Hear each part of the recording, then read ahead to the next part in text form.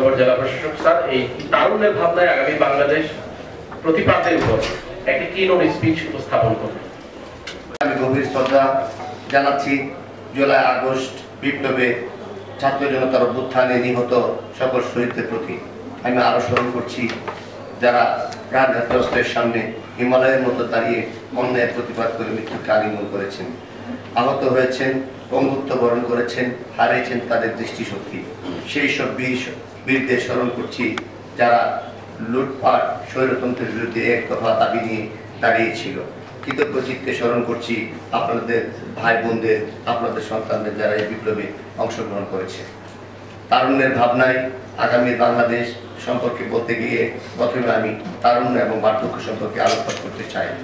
কাজী নজরুল ইসলামের যৌবনের গান প্রবন্ধে লিখেছেন, বার্ধক্য তাহি যাহা পুরাতনকে মিথ্যাকে মৃত্যুকে আক্রিয়া করিয়া থাকে, বৃদ্ধ তাহারাই যাহারা মায়াচ্ছন্ন নবমানবের অভিনব জয় যাত্রায় শুধু বুঝা নয়, বিঘ্ন শতাব্দীর নবযাত্রীর চলা ছন্দে ছন্দে মিলাইয়া যাহারা কুচকাওয়াজ করিতে জানে না, পারে না, যাহারা তারুণ্য দেখিয়াছি মহাসমরের সৈনিকের মুখে, কালা পাহাড়ের অশীতে, কামাল গরিব মুসলিনী নাৎসিয়া লেনিনের শক্তিতে, আর আমরা তারুণ্যের শক্তি দেখিয়াছি জুলাই আগস্ট মাসে ফেসিবাদের বিরুদ্ধে ছাত্র শ্রমিক জনতার অভ্যুত্থানে।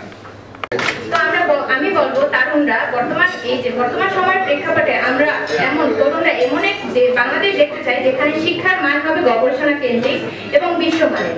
বেকারত্ব দূর করে শিক্ষার্থীদের জন্য তৈরি হবে নতুন কর্মসংস্থান। কোনো না কোনো ভাবে নির্যাতিত, নিপীড়িত এবং শোষিত। তো শামসুর রহমান বলেছিলেন, তোমাকে পাওয়ার জন্য স্বাধীনতা আর কতবার ভাসতে হবে রক্ত গঙ্গায়, আর কতবার দেখতে হবে খণ্ডবোধা। তুমি আসবে বলে স্বাধীনতা শহরের বুকে জলপাইগুড়ির ট্যাঙ্কের চিৎকার করতে করতে। দেশ প্রেম আমাদের সবচেয়ে বড় হাতিয়ার।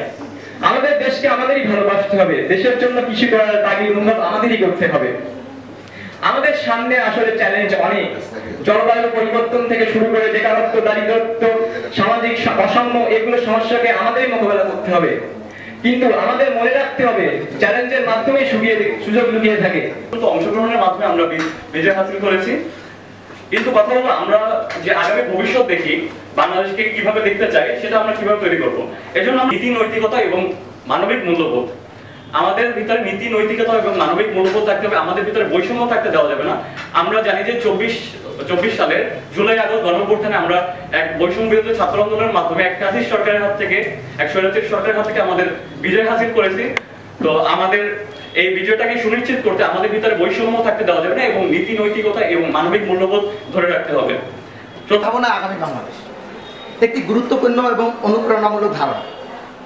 তরুণ প্রজন্ম একটি জাতির সবচেয়ে শক্তিশালী সম্পদ।